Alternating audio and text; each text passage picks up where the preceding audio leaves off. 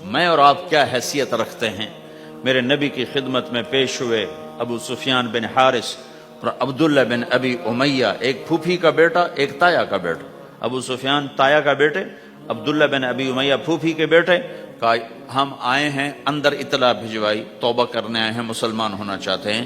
تو آپ نے فرمایا مجھے ان کے اسلام کی کوئی ضرورت نہیں ہے، میں ان کو بیعت نہیں کروں گا، انہوں نے مجھے بڑا دکھ دیا ہوا ہے۔ طائف والوں سے زیادہ تھا، طائف والوں نے تو پتھر مار مار لہولوہان کر دیا تھا۔ حضرت عائشہ نے پوچھا یا رسول اللہ سب سے زیادہ آپ نے دکھ کہاں دیکھا؟ کہا طائف کی وادی میں۔ لیکن جب وہ پتھر مارنے والے مدینے میں آئے تو آپ نے ان کا استقبال کیا۔ اب ایک پھوپھی کا بیٹا ہے، ایک تایا کا بیٹا، آپ کا نہیں، میں نہیں ملوں گا۔ کیوں؟ کہ ایک میرے بارے میں شعر کہا کرتا تھا اور میری برائی بیان کرتا تھا اشعار میں، اور ایک عبداللہ نے، ابو سفیان میرے بارے میں شعر کہتا تھا، پتھر نہیں مارا، زبان کا غلط استعمال۔ اور عبداللہ بن ابی امیہ نے مجھے حرم میں کہا تھا آسمان پہ چڑھ جا، 4 فرشتے لے کر آ، ان کے ہاتھ میں پیپر ہو، اس پر اللہ کی مہر ہو اور اللہ کی طرف سے لکھا ہو کہ محمد میرا رسول ہے، تو پھر بھی میں تیری نہیں مانوں گا۔ تو کہا یہ بات میرے سینے پہ ہے، میں نہیں ان کو ملوں گا۔ کڑوی بات تو نبی کا سینہ تنگ کر دیتی۔ تم بیوی سے بولو گے یا بیوی خامن سے بولے گی، یا بچے سے بولو گے بچہ آپ سے بولے گا، یا ماں باپ سے بولو گے ماں باپ آپ سے بولیں گے، بھائی سے بولو گے، ساتھی سے بولو، کیا حال ہوگا؟ کیا پیچھے بچے گا؟ تو میں قربان جاؤں حضرت ام سلمہ رضی اللہ تعالیٰ عنہ پر، انہوں نے بڑا عظیم کردار ادا کیا ہے 2 موقعوں پر۔ اس میں سے ایک موقع یہ ہے، انہوں نے کہا یا رسول اللہ ایک آپ کی پھوپھی کا بیٹا، ایک آپ کے تایا کا بیٹا، آپ تو دشمنوں کو معاف کر دیتے ہیں، یہ تو آپ کے اپنے ہیں، آپ معاف کر دیں ورنہ وہ ہلاک ہو جائیں گے۔ ام سلمہ کی سفارش پر پھر آپ نے ان دونوں کو اندر بلایا اور ان کو بیعت کیا اور ان کو کلمہ پڑھایا۔ زبان کا غلط بول کہاں تک اثر کرتا ہے۔ تو یہ میری آخری بات ہے، اپنی زبانوں پہ قابو۔ ہم انسان ہیں، ہو جائے گا، جب ہو جائے تو پھر معافی مانگو، معافی مانگو۔ نکاح ہے، ہاں، جب ہو جائے معافی مانگو۔ میٹھے بول کے عادی بناؤ کہ کسی کے ساتھ میٹھا بول بول دینا بھی صدقہ ہے۔ میرے پاس وکیلوں کا وفد آیا، ہم جماعت میں تھے مظفر آباد، تو میں نے آدھا گھنٹہ بات کی، کہا جی آپ کی بہت نصیحتیں سنی ہیں، آخر میں کوئی ایک نصیحت کر دیں۔ تو میں نے کہا یہ، کہ نہیں یہ نہیں، کوئی اور نصیحت کرے۔ یہ بڑا مشکل کا، ایک تو یہی ہے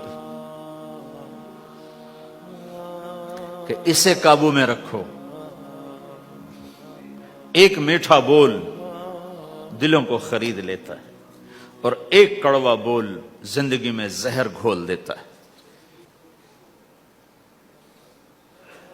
تو بھائیو یہ ایک معاشرت ہے۔ ہمارے ہاں پاکستان میں نا بسوں کے پیچھے بڑے عجیب عجیب لکھے ہوتے ہیں جملے، تو میری زندگی سڑکوں پہ ہی گزری ہے، تو میں نے اس کا ایک وہ بنایا ہے سکیچ۔ ایک دفعہ میں ایک بس کے پیچھے جا رہا تھا تو اس کے پیچھے ایک جملہ لکھا تھا جو مجھے بڑا پسند آیا، تو پھر میں پچھلا بھی سنا دیتا ہوں، وہ بھی سنا دیتا ہوں۔ نئی بس کے اوپر لکھا ہوتا ہے ویکھ ٹور چکوری دی۔ چکور ایک پرندہ بڑے نخرے سے چلتا ہے، تو نئی بس کے پیچھے لکھا ہوتا ہے مجھے دیکھو میں چکور کی طرح چل رہی ہوں۔ جب ذرا پرانی ہوتی ہے تو اس کے پیچھے لکھا ہوتا ہے ہارن دے کر پاس کریں۔ جب زیادہ پرانی ہو تو پھر اس کے پیچھے لکھا ہوتا ہے یا پاس کر یا برداشت کر۔ اور زیادہ پرانی ہو تو اس کے پیچھے لکھا ہوتا ہے نہ چھیڑ ملنگانو۔ ملنگ سمجھتے ہو؟ نہ چھیڑ ملنگانو۔ یہ ایسے جملے لکھے ہوتے، کہیں وہ رنگ روغن ہو کے دوبارہ آ جائے سڑک پر تو لکھو تو وقت نے ایک بار پھر دلہن بنا دیا۔ تو ایک دفعہ میں ایک بس کے پیچھے جا رہا تھا، تو میں وہ ایسے ہی نظر تو پڑی جاتی ہے تو وہ پھر پڑھا بھی جاتا ہے، تو ایک بس کے پیچھے ایک جملہ لکھا تھا میرے جو 1.25 گھنٹے کا جو میں مضمون بیان کر اس کا خلاصہ لکھا تھا دل برائے فروخت، بڑا دل برائے فروخت، اور نیچے لکھا تھا قیمت ایک میٹھا بول، ایک میٹھا بول۔ ایک بول سے بیوی کا دل خرید لو، ایک بول سے بیوی خامند کا دل خرید لے، ایک بول سے بہو ساس کا دل خرید لے، ایک بول سے ساس بہو کا دل خرید لے، ایک بول سے بھائی بھائی کا دل خرید لے، ایک بول سے ماں باپ اولاد کا دل خرید لے، ایک بول سے اولاد ماں باپ کا دل خرید لے، ایک بول سے تم دشمن کا دل خرید لو۔ یہ زبان کا میٹھا بول ہے، یہ کرو گے تو اللہ تمہیں چمکائے گا۔ تو بھائیو، یہ بھی دین ہے اور بہت بڑا دین ہے، اور دکھ درد کی بات یہ ہے نہ یہ بتایا جاتا ہے نہ یہ سکھایا جاتا، زیادہ زور عبادات پر ہی ہے۔ حسن جو پیدا ہوتا ہے وہ میک اپ سے پیدا ہوتا ہے۔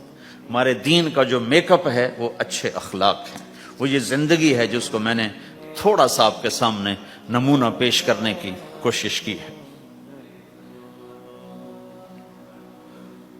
کہ ایک دوسرے کے لیے راحت بنو، ایک دوسرے کے لیے خیر کا ذریعہ بنو، ایک دوسرے کی کڑوی کسیلی برداشت کرنا سیکھو، سہ جاؤ، پی جاؤ۔ تو انشاءاللہ نیت کرتے ہو سارے بھائی، کرو گے نا انشاءاللہ؟ لو نہیں بولو۔ تو کل میں نے آپ سے عرض کیا تھا کہ 2 کام آپ تھوڑا سا مجمع مستقل کر لو۔ ایک جمعرات کو مرکز میں آیا کرو، ایک 3 دن مہینے کے لگایا کرو، اور ایک اس کے ساتھ اور عرض کر دوں، جس دن تمہارا گشت ہو اپنے گشت میں شرکت کیا کرو۔ تو انشاءاللہ یہ جو باتیں میں نے آپ سے کہی ہیں یہ آہستہ آہستہ ساری قابو میں آ جائیں گی۔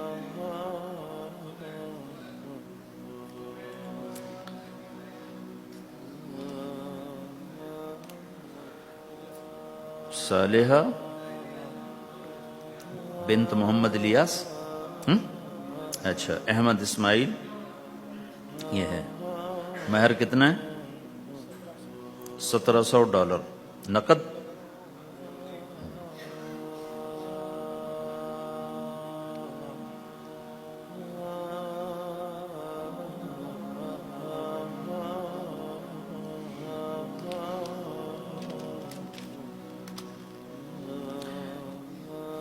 میں نکاح سے پہلے جو باتیں کیا کرتا ہوں آج وہ ساری تقریباً میں نے آپ کے سامنے پیش کر دی ہیں، کہ کسی بھی گھر کو اگر خوش باش، کوئی گھر یہ چاہے کہ ہم خوش باش رہیں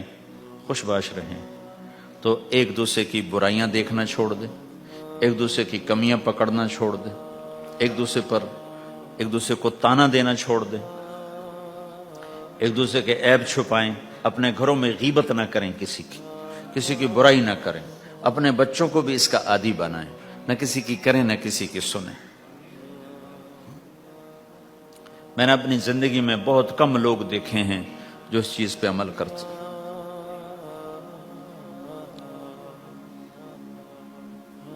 تو انشاءاللہ آپ کے گھر میں رونق رہے گی۔ جی بھائی، تم ہو احمد؟ اچھا، مجھے فیس کیا دو گے؟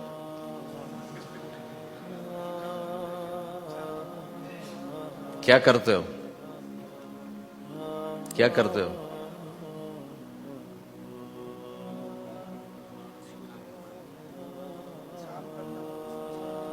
4 مہینے لگاؤ گے تبلیغ میں؟ رحم فرما دے یا اللہ، دنیا بھی گئی آخرت بھی جا رہی ہے، اے کریم آقا ہم سے راضی ہو جانا یا اللہ، ہو جانا یا اللہ۔ تو قید میں ہو گیا ہوں، یہ مجمع اٹھنے سے پہلے بخشا جا چکا ہو، معاف کیا جا چکا ہو، درگزر کیا جا چکا ہو۔ تو نے کر دیا ہوگا میرے آقا، تو ہم سب سے راضی ہو جا یا اللہ، راضی ہو جا۔ ربنا آتنا فی الدنیا حسنہ وفی الآخرۃ حسنۃ وقنا عذاب النار، وصلی اللہ تعالی علی النبی الکریم، آمین برحمتک یا ارحم الراحمین۔ السلام علیکم ورحمۃ اللہ وبرکاتہ. جی کیا ابھی طے نہیں ہے؟